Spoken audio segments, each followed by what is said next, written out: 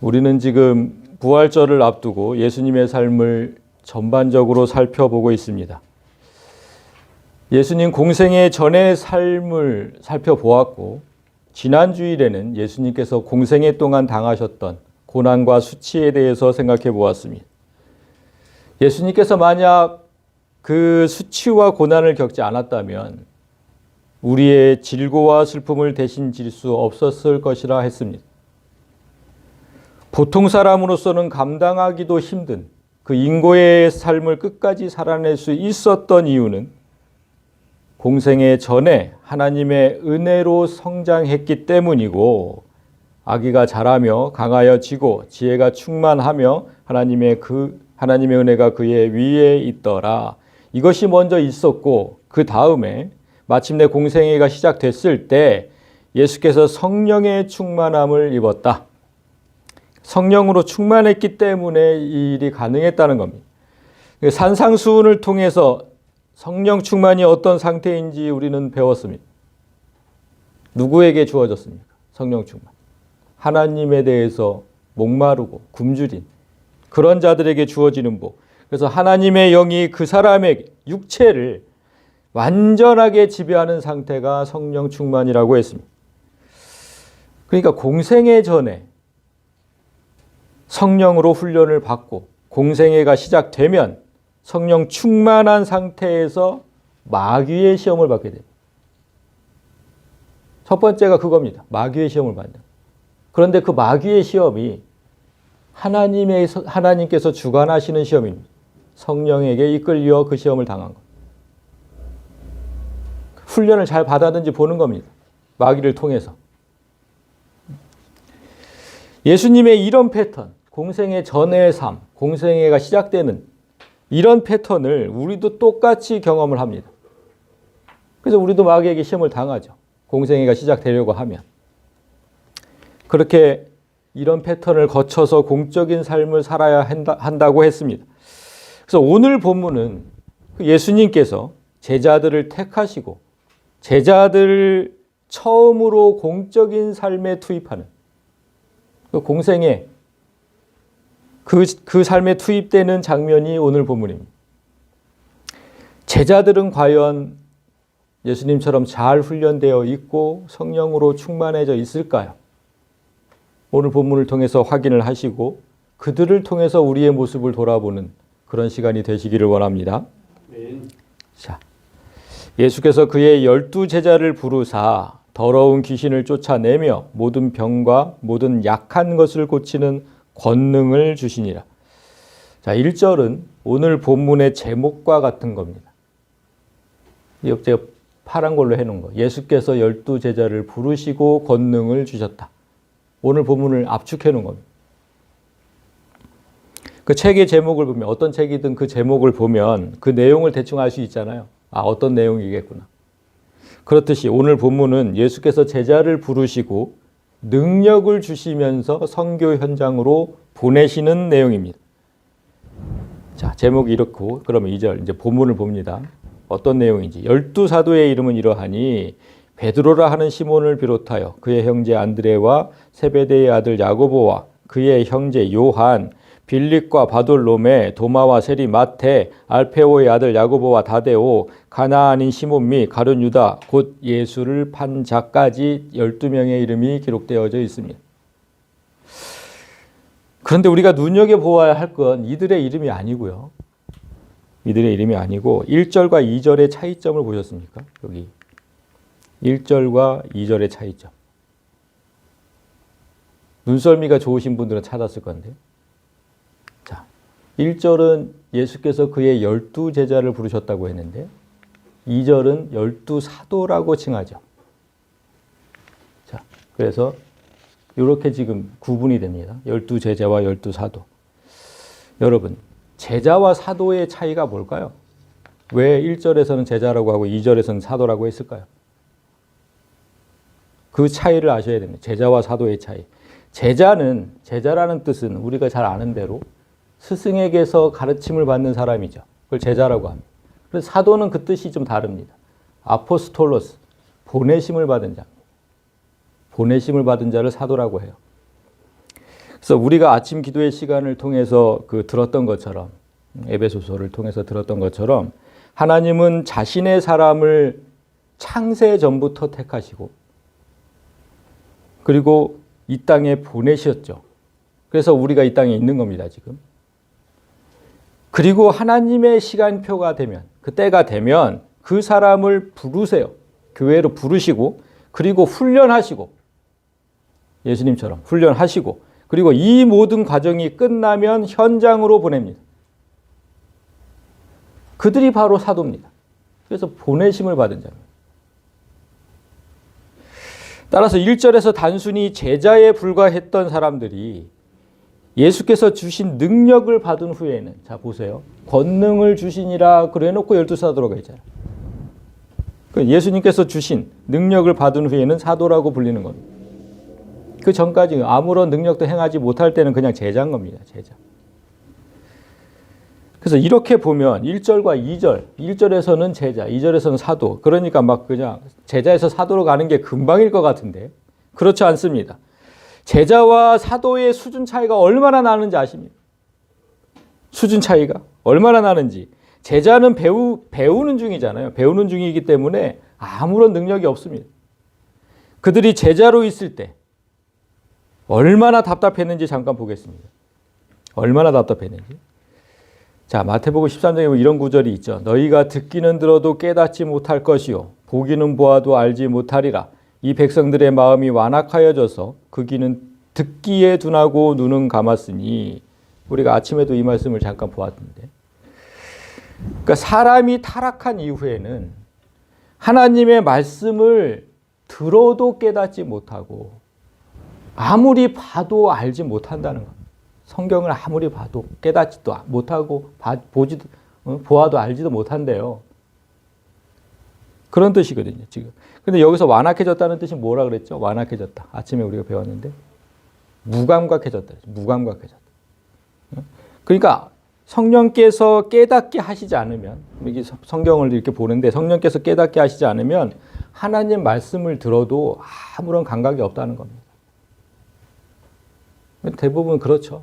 대부분 그래요. 그냥 읽어도 아무런 느낌도 없고 감정도 없고 감격도 없고 그렇습니다. 제자들이 딱 그랬다는 거예요. 제자들이. 볼까요?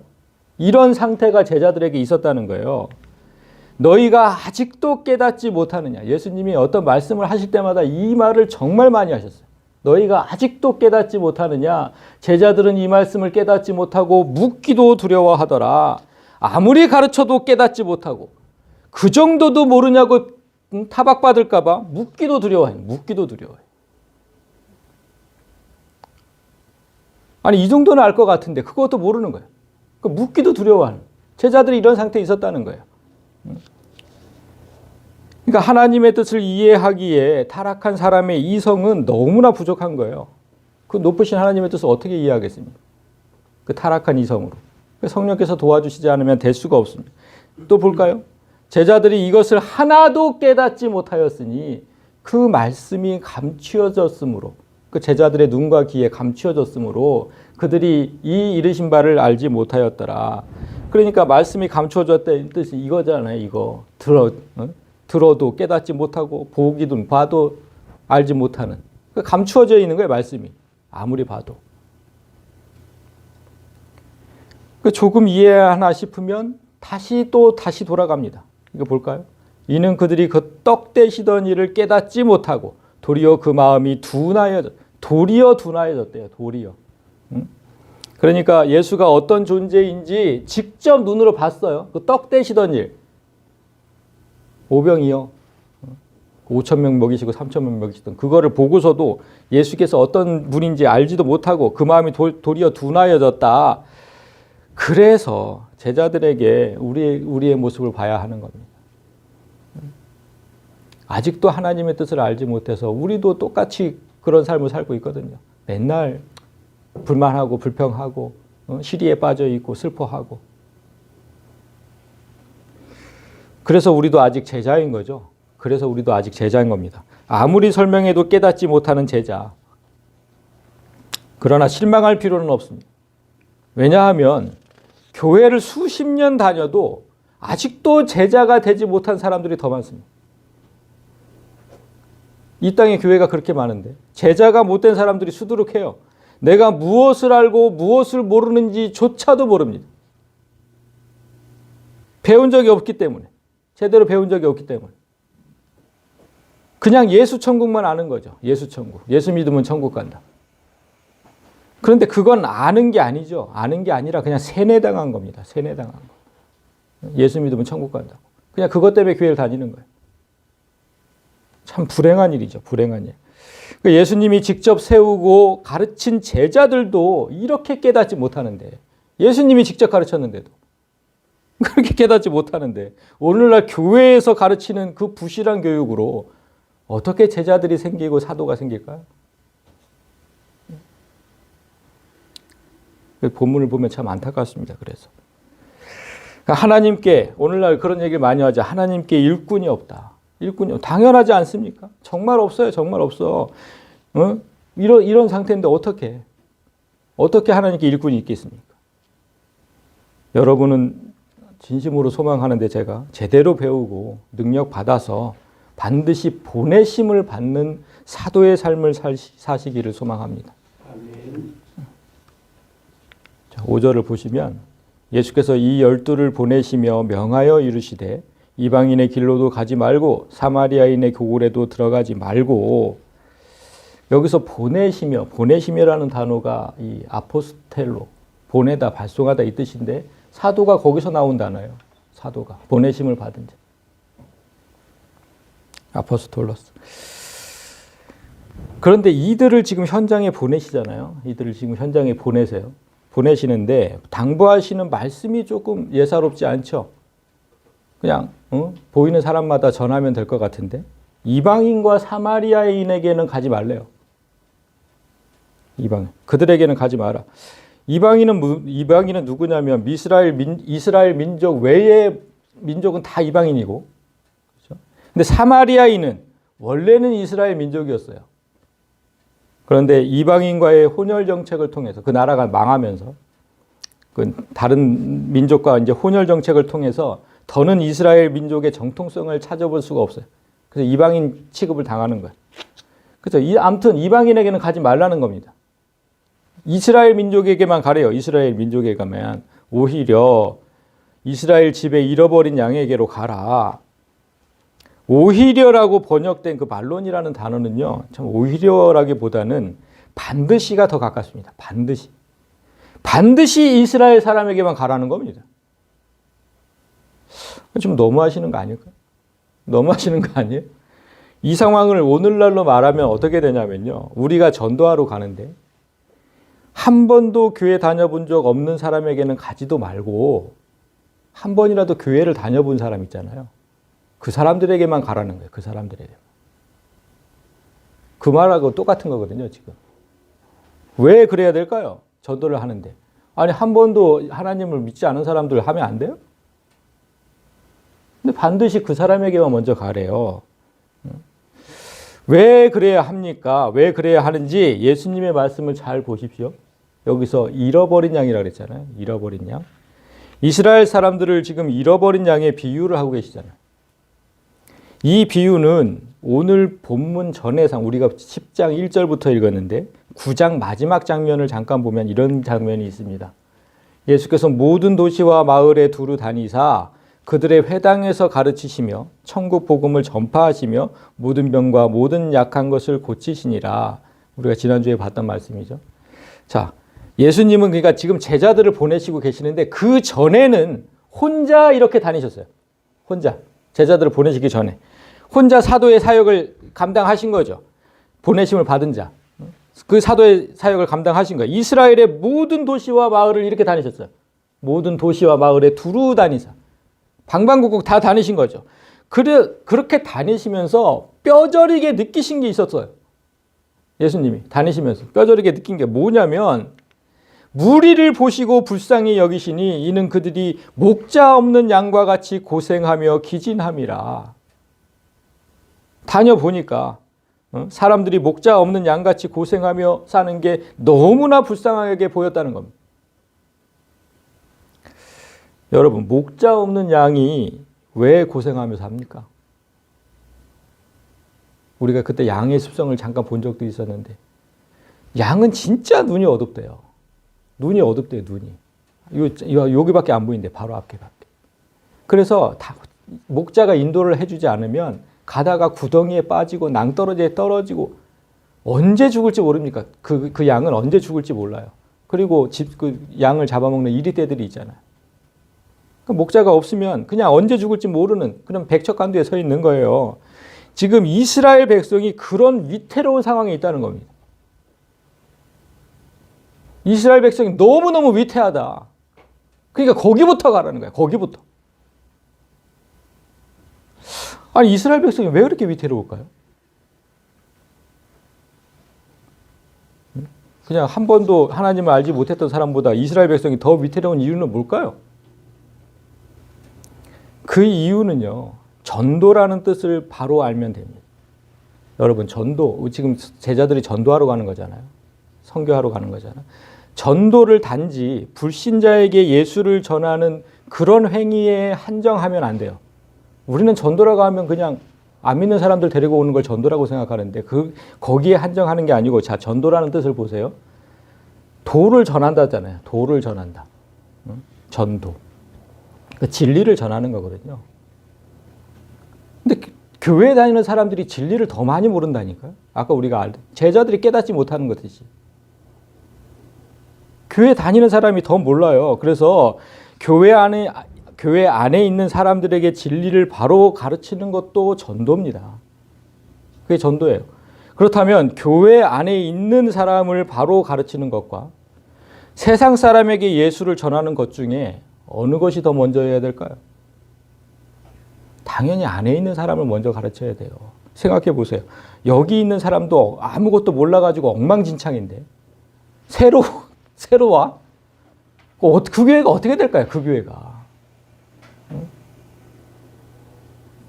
그래서 하나님을 먼저 안 자들을 똑바로 가르치는 게 선행돼야 되는 거예요. 그래야 새로 오는 사람들이 그 사람들에게 동화가 되죠. 그런데 그 사람들이 위태롭다는 이유는 따로 있어요. 먼저 가르치는 것과 위태로운 건 좀 다른 이유잖아요. 위태롭다는 이유는 따로 있어요. 여러분, 한번 생각을 해볼까요? 만약에 그림을 그리려고 하는데, 제가 그림을 그리려고 하는데 아무것도 없는 백지에 그리는 거하고 무언가 그림이 잔뜩 그려져 있는 그 종이를 지우고 그리는 거하고 어떤 게 편할까요? 백지에 그리는 게 당연히 편하잖아요. 백지에 그리는 게. 무언가, 그러니까 하나님에 대해서 전혀 모르는 사람을 백지라고 한번 생각해 보세요. 그 사람, 하나님을 잘못 알고 있는 사람은 이미 무엇인가 잔뜩 그려진 사람이에요.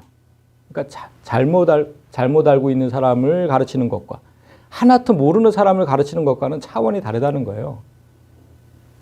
정말 다행히도 마음에 새겨진 하나님이 연필로 희미하게 데생해 놓은 정도라면 그나마 다행인데, 물감까지 다 칠해놨어요. 뭐 지울 수가 없어요. 이거는 지울 수가 없어요. 그러면 거기다가 어떻게 다시 하나님을 새롭게 그릴까요? 그래서 지금 예수님이 위태롭다는 표현을 쓰신 겁니다. 잃어버린 양. 예수께서 모든 도시와 지금 마을에 두루 다니면서 그들의 회당에서 가르치셨다 그랬잖아요. 그들의 회당에서 가르치셨다. 그 회당은 항상 학자들이 율법을 가르치던 곳이거든요. 예수께서 그렇게 모든 전국의 방방곡곡을 다니며 가르치다 보니까 그 이스라엘의 율법학자, 선생이라는 사람들이 하나님에 대해서 너무나 잘못 가르쳤다는 걸 알게 되신 거예요. 여태껏 다 이렇게 가르쳤다고? 이게 너무 심각한 거예요, 지금. 그들은 율법을 가르치면서 뭐라고 얘기했습니까? 이 율법을 완벽히 지키는 자만 천국에 갈 수 있다고 가르쳤어요. 그래서 얼마나 많은 율법을 만들어냈습니까? 이렇게 해야 돼, 이렇게 해야 돼. 안 그러면 천국 못 가. 그렇게 가르쳤어요. 그러나 그런 사람, 그 율법을 완벽하게 지킬 수 있는 사람은 세상에 아무도 없습니다. 단 한 사람도 없어요. 하나님의 법을 어떻게 완벽하게 지킵니까? 그런 사람은 없어요. 그래서 사람들이 이렇게 기진하며 고생하고 기진하면서 사는 거예요. 아무리 하려고 해도 안 되는 거예요. 그게 안 되는 거예요. 난 천국에 못 가겠구나. 맨날 이러고 사는 거예요. 고생하며 기진하며. 잘못된 진리가 사람들 마음에 점점 진하게 물들어가고 있는 걸 목격하신 거예요. 그러니까 저렇게 가다가는 나중엔 도무지 손 쓸 방법이 없겠다. 이걸 느끼신 거예요. 지금 예수님이. 그래서 지금 그들에게 먼저 가라고 한 거예요. 그게 더 시급하다. 그게 더 시급해. 우리가 좀 전에 보았듯이 제자들도 예수님이 답답해 하실 정도로 정말 깨닫지 못했는데, 그러니까 가르쳐 본 사람은 아는 거예요. 가르쳐 본 사람은 오늘날 기독교인의 마음속에 있는 잘못된 진리를 지우고 바로 가르치는 게 얼마나 힘든지 오늘날도 똑같습니다. 제가 가르쳐 보니까 30년, 40년 다닌 거기 너무나 진하게 박혀 있잖아요. 이제까지 잘못 가르친 그 진리들이. 그거를 안 없어져요. 그게 안 없어져. 지울 수가 없어요. 얼마나 힘든지. 그 예배하는 법부터 시작해서 주일 지키는 법, 절기 지키는 법, 제가 여기 다 써놨잖아요. 이게 다 잘못된 건데. 헌금을 바로 하는 것 법까지 이제까지 마음에 새겨진 것들을 지우고 새로 가르치는 게 얼마나 어려운지 모릅니다.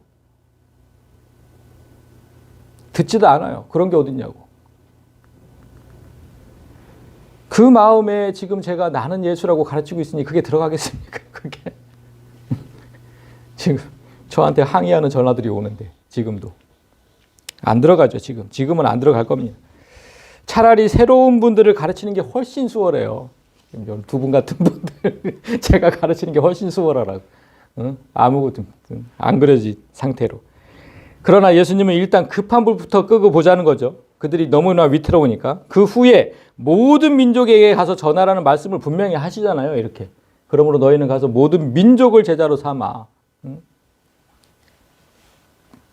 모든 민족에게 전하시라는 말씀 분명히 하십니다. 일단 이스라엘 민족에게 가서 시급하게 전해라. 시급하게. 뭘 전해? 뭘 전하느냐? 그 다음 절입니다. 가면서 전파하여 말하되 천국이 가까이 왔다. 이렇게 전해라. 지난 주일에 배운 단어가 나왔죠. 전파하다. 뭡니까? 케리소. 이거 배웠 지난주에. 선포하다. 고지하다는 고지하다. 가르치는 것과 선포하는 건 다르다고 했습니다. 그러니까 일단은 가르치지 말고 선포하라. 그러니까 이들은 아직 가르칠 수준이 못 되죠. 그러나 선포는 할 수 있습니다. 선포는 뭐라 그랬죠? 이미 이루어진 일을 단순히 가서 알리는 겁니다. 고지하는 것. 자, 이런 일이 있었습니다. 여러분, 저 분명히 알렸습니다. 고지했습니다. 이거 선포예요. 이거 선포. 그거만 하라는 거예요. 선포만. 선포의 내용은 지금 뭐였습니까? 이거. 세례 요한이 했던 것과 똑같죠. 천국이 가까이 왔다. 천국이 가까이 왔다. 그러니까 율법학자들이 가르쳤던 율법이 아니라, 율법으로 구원을 얻는 게 아니라 너희를 구원할 그리스도께서 이 땅에 직접 오셨다. 천국이 이 땅에 왔다는 겁니다. 이걸 급하게 가서 알리라는 거예요. 너무 다 잘못 알고 있으니까. 그런데 그냥 알리면, 자, 그리스도께서 오셨습니다. 이렇게 그냥 알리면 믿을 사람이 있을까요? 어디 왔는데? 당연히 다 그러겠죠. 어디 있는데? 그리스도. 우리를 구원할 그 하나님 어디 계시냐고 다 묻겠죠. 그래서 그런 것을 대비를 해서 예수님이 지금 하나님이 이 땅에 오셨다는 증거를 제자들에게 주신 거예요. 이거. 병든 자를 고치며 죽은 자를 살리며 나병한 자를 깨끗하게 하며 귀신을 쫓아내되 이 능력을 주신 거예요. 유대인들은 이런 현상을 보면 하나님께서 오셨다는 사실을 믿게 됩니다. 왜냐하면 구약의 예언 가운데 메시아가 오면 이런 현상이 있을 거라고 했거든요. 자, 어디? 이사야에 있습니다. 이사야에. 그때에 맹인의 눈이 밝을 것이며, 그러니까 그리스도께서 오시면 그때에 맹인의 눈이 밝을 것이며 못 듣는 사람의 귀가 열릴 것이며 저는 자는 사슴같이 뛸 것이며 말 못하는 자의 혀는 노래를 하는 예수께서 오시면 이런 일이 있을 것이라고 몇천 년 전에 예언을 했어요. 이미. 그거를 유대인들은 다 알고 있는 거예요. 그래서 이런 일이 벌어지면 진짜로 오셨구나 이제 믿게 되는 거예요. 자, 그러면 자기 눈으로 직접 보면 이제 믿지 않을 수가 없겠죠. 자기 눈으로 직접 보면. 아니, 사실 이런 일은 우리도, 유대인이 아니라 우리도 그렇잖아요. 아, 죽은 자가 다시 살아나는데, 이런 기적들이 병든 자, 죽은 자, 뭐 나병한 자, 절대 불치병들이 막 그냥 고쳐지고 이런 걸 보면 우리는 안 믿을까요? 아, 진짜 하나님이 오셨나 보다 하지. 그러니까 자기 눈을 직접 보면 믿지 않을 수가 없습니다. 그래서 이 능력을 주시면서 예수님은 한 가지 더 당부를 하시는데, 너희가 거저받았으니 거저주래요. 자, 너희가 거저받았으니 거저줘라. 아, 지금 예수님께서 거저줬잖아요, 제자들한테. 예수님께서 주신 능력이에요. 거저줬어요. 그게 공짜로 받은 거니까 어떤 대가도 받지 말고 줘라. 병 고쳐줬다고 돈 받고 뭐 이러면 안 된다. 안 된다는 거예요. 그래서 예수님께서 9절에 이렇게 말씀하십니다. 너희 전대에, 지갑이죠. 지갑에 금이나 은이나 동을 가지지 말고 취하지 말라는 거예요. 취하지 마라. 절대로 가지지 말아라. 그 지갑에 절대로 돈을 넣지 말아라. 어떤 돈도 받으면 안 된다. 자, 한글 성경은 지금 가지지 말고 딱 한 번 써놨잖아요. 가지지 말고. 그런데 원어는 어떻게 되어 있냐면 금을 가지지 말고, 은을 가지지 말고, 동을 가지지 말고 이렇게 되어 있어요. 3번이나 얘기했어요. 3번이나. 그러니까 절대로 어떤 대가도 받으면 안 된다는 거예요. 어떤 대가도 받지 마라. 아주 엄하게 말씀하신 거죠. 그러니까 왜 그렇게 금하셨을까요? 생각을 해보면 예수님께서 제자들에게 능력을 주신 이유가 뭐죠? 지금 복음을 전하라는 거예요. 하나님께서 이 땅에 오셨다는 걸 증명하라는 거잖아요. 그래서 능력을 주신 거거든요. 그런데 거기에 대가를 받으면 어떻게 돼요? 그 능력이 내 거라는 거잖아요. 그 복음이 내 거라는 거예요. 오늘날 이런 사람들 정말 많잖아요. 가서 복음 전하고 돈 받고. 복음을 전하면서 절대로 사람에게 돈이나 물품 따위를 취하면 안 된다는 거예요. 그건 절대로 안 된다. 그래서 10절을 보면 여행을 위하여 배낭이나 두벌 옷이나 신이나 지팡이를 가지지 마라. 이는 일꾼이 자기의 먹을 것 받는 것이 마땅함이니라. 두 번째 당부가 지금 나오는데 돈 받지 말라는 게 첫 번째 당부고, 두 번째 당부는 여행길을 떠나면서 그 전도여행을 가는데 그 길을 떠나면 전국을 다 돌아다녀야 돼. 지금 다 돌아다녀요. 근데 어떤 준비도 하지 말래요. 지금처럼 차가 있는 것도 아니고 걸어 다녀야 되는데 어떤 준비도 하지 말래요. 금지하신 것들을 보세요. 지금 파란 글씨, 배낭, 두벌옷, 신, 지팡이. 이게 지금 금지하신 물품들을 보면 유대인뿐만 아니라 지금 우리에게도 반드시 여행할 때는 필요한 것들이거든요. 배낭 없이 어떻게 여행을 가요? 뭘 담아서 가야지. 그리고 이때의 옷, 두벌 옷은요, 지금 이 지역에서는 일교차가 너무 커요. 그러니까 낮에는 찌는 듯이 덥고 밤에는 완전히 추워요. 일교차가 너무 커. 그래서 밤에는 반드시 옷을 이렇게 덮고 자고 해야 되거든요. 그런 옷이에요. 입고도 다니지만 덮고 이불처럼 쓰는 옷. 그런데 그것도 가져가지 말래요. 또 당시 이 신발은요, 당시 가난한 자들이 신는 신발은 식물의 줄기를 엮어서 만든 신발이거든요. 부자들은 뭐 가죽으로 된 신발을 신었지만 가난한 자들은 식물의 줄기를 엮었어요. 그 뭐랑 비슷하냐면 조선시대의 집신처럼. 그거와 비슷해요. 어느 정도 걸으면 신을 수 없을 정도로 해져 버리죠. 그냥 다 찢어져 버리고. 그래서 조선시대 사람들이 이제 그 여행 갈 때 보면 그 괴나리 보찜에 집신 달랑달랑 메고 다니잖아요. 그거 항상 보잖아요, 우리가. 똑같아요. 응? 그렇게 갖고 다니듯이 분명히 여벌의 신발을 챙겨서 가야 되는데 그것도 가지지 말래. 그 지팡이는 뭘까요? 지팡이는 뭐 이렇게 짚고 다니라는 게 아니라 자신을 보호하기 위한 필수품이에요. 다니다 보면 짐승들이 나타나거든요. 위협하는 짐승들. 그 짐승들을 쫓아내버릴 그 지팡이에요. 그러니까 이렇게 예수님이 지금 말씀하신 물품은 어떻게 보면 자신의 생명과도 직결되는 것들이에요. 덮고 자야 되고 신어야 되고 짐승을 쫓아내야 되고. 그런데 예수님은 지금 돈도 받지 말고 이런 준비물도 챙기지 말라. 그럼 어떻게 살라는 거예요? 도대체 어떻게 다니라는 거예요? 돈이 있으면 사기라도 하겠는데 돈도 받지 말라 그러고. 어떻게 살라는 겁니까? 예수님은 그 이유를 일꾼이 품삯을 받는 것으로 지금 설명을 하죠. 일꾼이 자기의 먹을 거 받는 것이 마땅하다. 그러니까 아무것도 준비하지 마라. 이게 무슨 뜻입니까? 지금 일꾼이라 그랬는데 누구의 일꾼입니까 지금? 하나님의 일꾼이잖아. 하나님의 일꾼. 하나님께서 알아서 먹이고 알아서 입힐 테니까 너희는 그 무엇도 취하거나 준비하지 말라는 말. 하나님께서 알아서 하실 거야. 하나님께서. 예수님은요, 지금 이 말씀을 오늘 본문 전에 이미 먼저 한번 하셨어요. 자, 볼까요? 자, 6장에 보면 내가 너희에게 이르노니 목숨을 위하여 무엇을 먹을까? 무엇을 마실까? 몸을 위하여 무엇을 입을까? 염려하지 마라. 공중의 새를 봐라. 공중의 새. 심지도 개들이 심지도 않고 거두지도 않는데 창고에 모아들이지도 않는데 너희 하늘 아버지께서 다 먹이고 입히시고 기르시지 않느냐? 너희는 그것들보다 귀하지 않냐? 아니 그 참새도 먹이는데 너희를 안 먹이겠느냐? 너희를 안 입히겠느냐? 지금 이렇게 말씀하신 거예요. 그리고 나서 지금 본문에서 이렇게 얘기하신 것이고,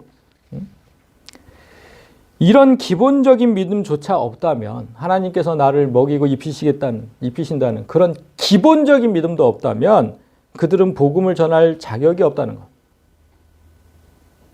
지도 안 믿으면서 누구한테 전해? 지도 안 믿으면서.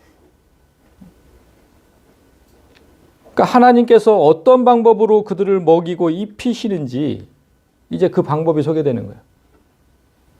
어떻게 먹이고 입히시는지 봅시다. 어떤 성이나 마을에 들어가든지 그 중에 합당한 자를 찾아내어 너희가 떠나기까지 거기서 머물라. 그러니까 전국을 다니다 보면 큰 도시도 있고 작은 마을도 있겠죠. 그래서 성이나 마을 이렇게 표현한 겁니다.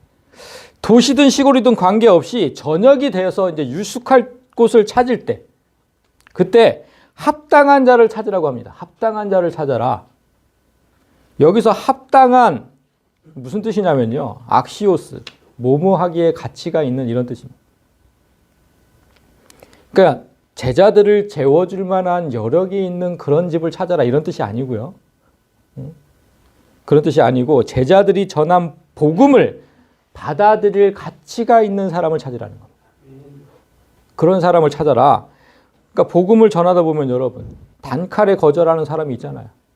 아 필요 없으니까 딴 데 가보세요. 단칼에 거절하는 사람들이 있고 또 관심을 기울여서 듣는 사람이 있거든요. 아 그래요? 조금 더 자세하게 얘기해 주실 수 있어요? 관심을 기울이는 사람들이 있죠. 관심을 보인다는 의미는 이거 분명히 아셔야 되는데 관심을 보인다는 의미는 하나님께서 이미 그 사람 마음을 먼저 만지신 거예요. 그래서 관심을 보이는 거예요. 아까 우리가 봤잖아요.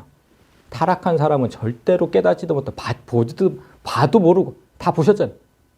근데 관심을 보인다고? 하나님이 이미 만지셨다는 거예요. 그래서 떠나기까지 거기서 머물라는 거예요. 떠나기까지 거기서 하나님께서 이미 준비하셨다는 그 사람을 이미 하나님이 준비하셨으니까 거기서 떠나기까지 머물라. 다 준비하셨잖아요. 그러니까 그냥 가라는 거예요. 그냥 가라. 내가 다 준비할 테니까.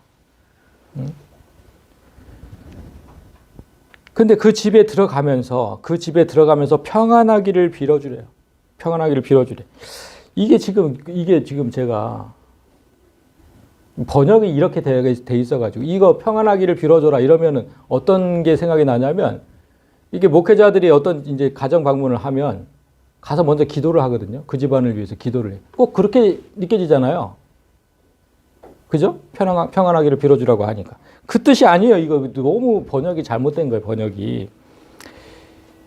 이 구절은 기도하라는 뜻이야. 기도해 주라는 뜻이 아니라 단순히 감사 인사를 전하라는 겁니다. 자 보세요. 그 지금 빌라는 단어 자체는 없고 인사를 전하라. 인사를 전하라. 아스파즈마이. 경의를 표하다. 인사하다. 경의. 이런 뜻이. 그러니까 공짜로 재워주고 먹여주는 것에 대해서 정중하게 경의를 표하라는 겁니다. 가서 기도하라는 게 아니고. 이거 잘못된 거예요. 기도하라는 거는. 왠지 이제 조금 이따 얘기할 건데. 그런데 지금부터가 중요합니다. 이제 경의를 표하고 들어갔어요. 감사합니다. 정말 감사합니다. 경의를 표하고 들어갔어. 그래서 제자들을 이렇게 받아들이고 재워준다고 해서 여러분 그렇다고 해서 그들 모두가 진리를 받아들이는 건 아닙니다.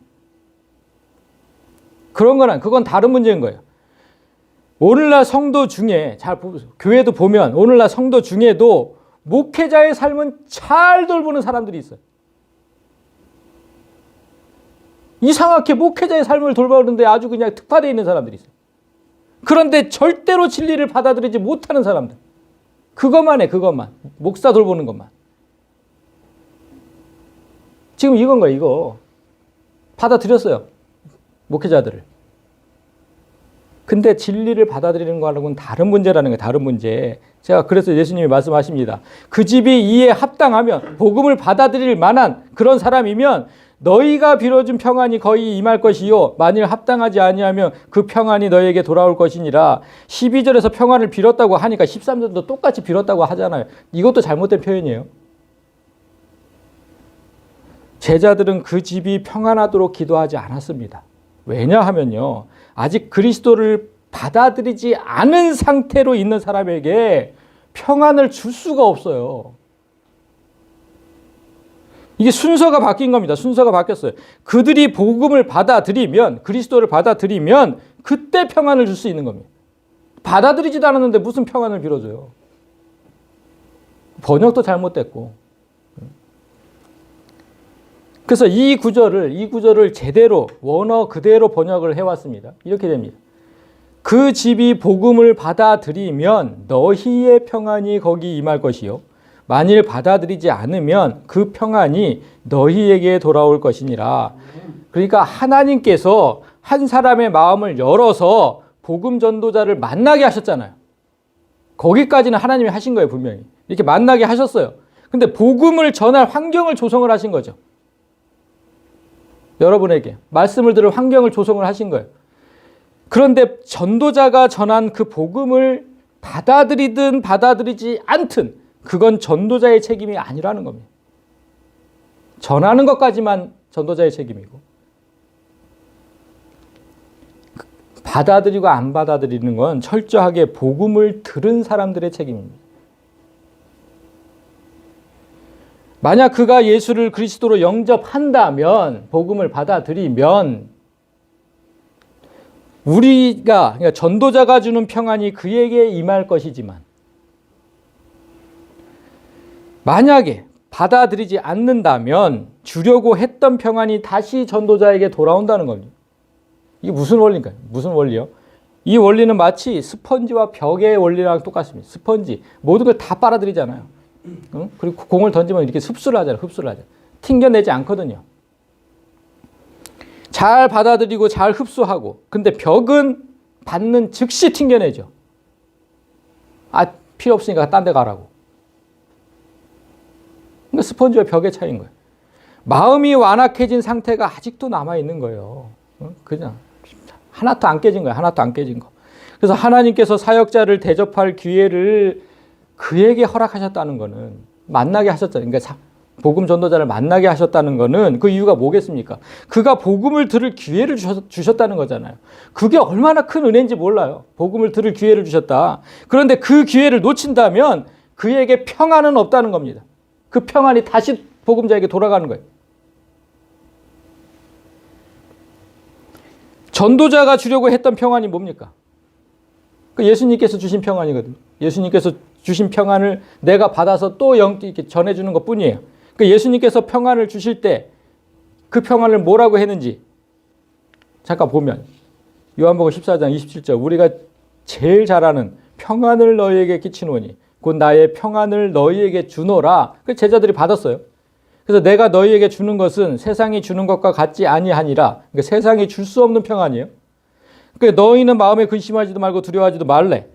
자, 평안을 너에게 끼친다 그랬잖아요. 끼친다는 번역된 단어는 남긴다라는 뜻이거든요. 남긴다. 자, 내가 너에게 평안을 남긴다. 그러면 남긴다고 했으니까 여기서 뭔가 느껴지는 게 있잖아요. 예수님이 이제 떠나신다는 거잖아요. 남기고 떠나는 거예요. 이 말씀 하시고 그 다음날 십자가에 박히세요. 이 말씀 하고. 그리고 죽으시고 또 부활하셨다가 하늘로 올라가시니까 완전 떠나시는 거예요. 그래서 남긴다는 표현을 하신 건데, 그래야 제자들에게 평안을 줄 수 있기 때문에 그러시는 거거든요. 예수님은 그렇게 하셔야만. 예수님이 주는 평안은 자신을 죽이고 남을 살리는 평안입니다. 예수님이 죽어야만 하나님과 원수된 우리가 다시 화목하게 되고, 나는 하나님의 원수였어요. 원수. 하나님과 나는 원수. 근데 다시 예수님이 죽으면서 내가 화목하게 되었고 천국의 기쁨을 누리면서 살게 된 거예요. 그러니까 세상은 절대로 줄 수 없는 평안이죠. 그래서 세상이 줄 수 없다는 거예요. 그 평안은. 내가 죽고 남을 살리는 거를 누가 합니까? 누가 해요? 세상 사람들이 할까요? 이 평안을 너희에게 줄 테니까 너희는 이 땅에서 마음에 근심하지도 말고 두려워하지도 말라고 하신 거거든요. 이 평안을 줄 테니까. 아니, 왜 생각하면 하나님이 이제 내 아버지가 됐어요. 그리고 천국이 내 소유야. 천국이 내 소유라고. 그 이 땅에서 뭘 걱정하고 뭘 두려워합니까? 하나님이 내 아버지인데? 전지전능하신 하나님이 내 아버지인데 뭘 걱정을 해요? 그러니까 전도자는 지금 이 평안을 주려고 했던 거예요. 이 평안을. 세상에 줄 수 없는 그 평안을. 그래서 우리도 예수님이 죽어 나를 살리고 하늘의 기쁨을 맛보게 하셨듯이 나도 다른 사람을 살리기 위해서 기꺼이 죽어야 되는 거죠. 우리가 받았으니까 제자들이 뭐 주라 그러잖아요. 그냥 주라고. 우리도 그렇게 해야 되는 거예요. 자, 제자와 사도의 차이가 바로 여기에 있습니다.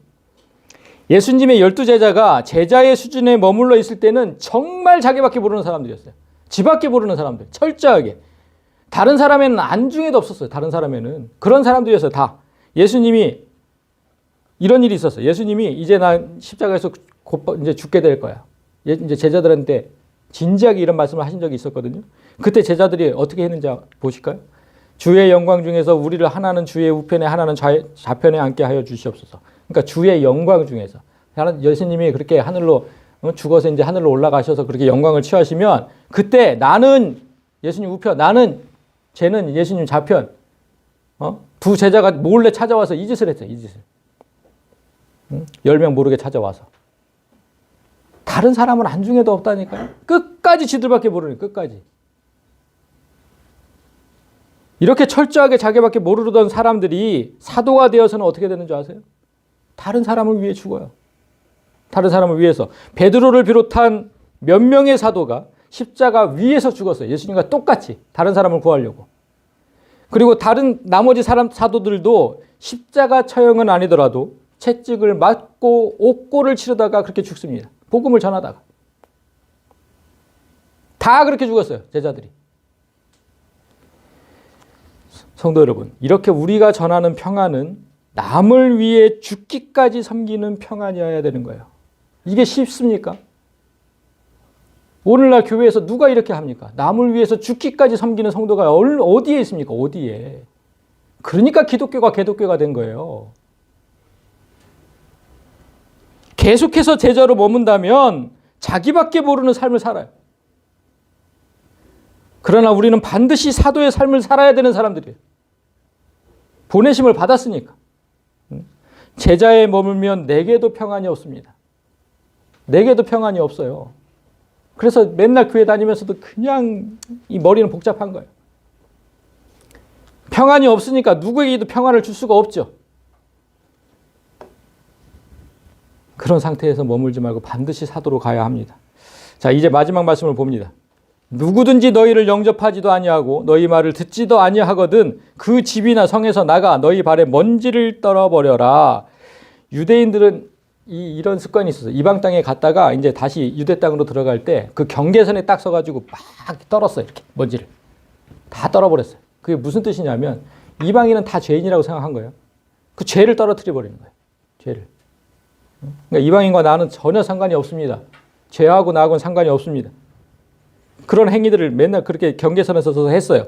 그러니까 우리가 전한 평안을 받아들이지 않는 사람과 우리는 그렇게 아무런 상관이 없다고 하라는 거예요.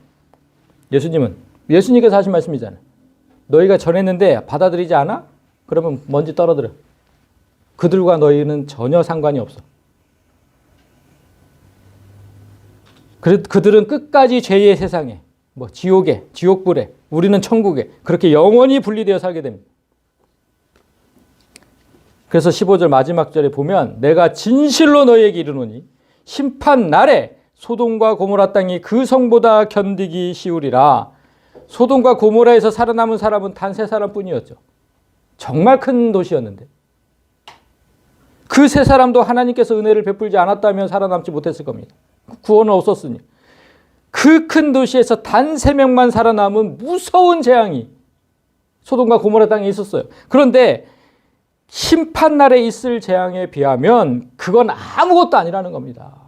그 재앙은 아무것도 아니라는 거예요. 심판날에 있을 재앙은 더 크다는 거예요. 더 크다는 거. 그래서 우리는 안타까움으로 전해야 하는 거예요. 그런 재앙을 믿지 않는 사람들이 당하는 것을 보고 싶지 않으면. 그리고 듣는 이들은 좀 받아들여야 되는 거죠. 이거 하나님의 말씀이잖아요. 반드시 이루어질 하나님의 말씀. 자, 말씀을 맺겠습니다. 오늘은 우리 교회가 2번째 생일을 맞은 날입니다.